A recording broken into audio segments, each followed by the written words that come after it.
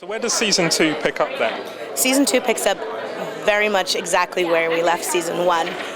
Literally, we have Jeremy's life hanging in the balance. We have Caroline's life hanging in the balance. We have Uncle John potentially bleeding to death downstairs on the kitchen floor.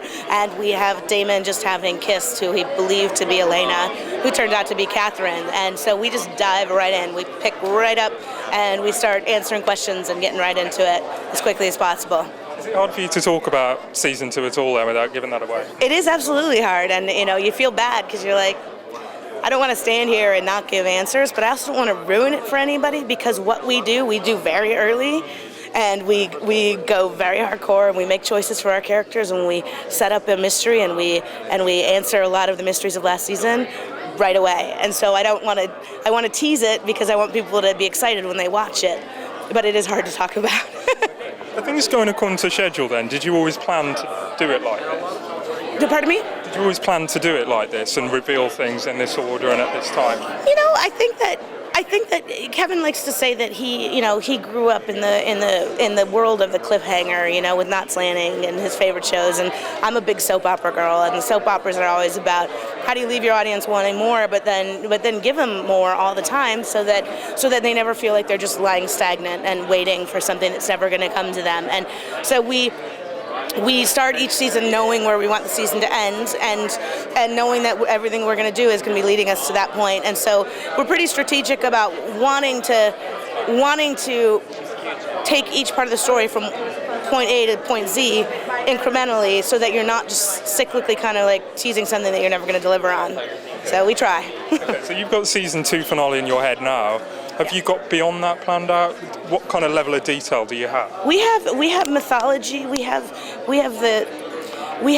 probably most of the series worth of understanding who our villains are, how they're going to play out, what they want, how it's going to impact our characters, where our characters are going to end in this journey. The question is, how long will that journey be? And that's when you adapt and you improvise. But we know the end in a weird way, emotionally at least. We know where our character's journey comes to an end, and so that's kind of exciting because you feel like you've got something to work towards. You got any major new characters coming in this year?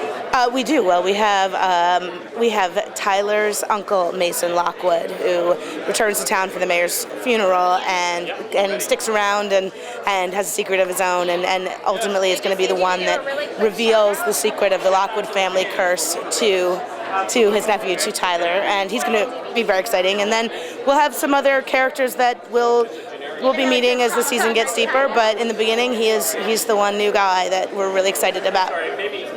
As season 1 went on and you kind of found your stride and what worked and what didn't, did you learn many lessons that you're taking into season 2? We did and we didn't. We learned a lot of lessons about how difficult it is to do.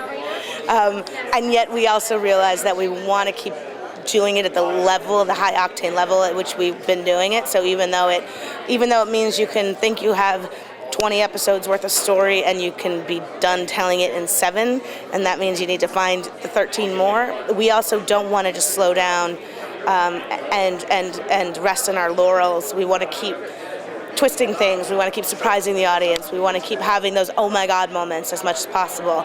And so that's our goal, is to keep doing that. One thing about this show is that it's got a very passionate and kind of like almost rabid fan base. How much attention do you pay to that and what they say?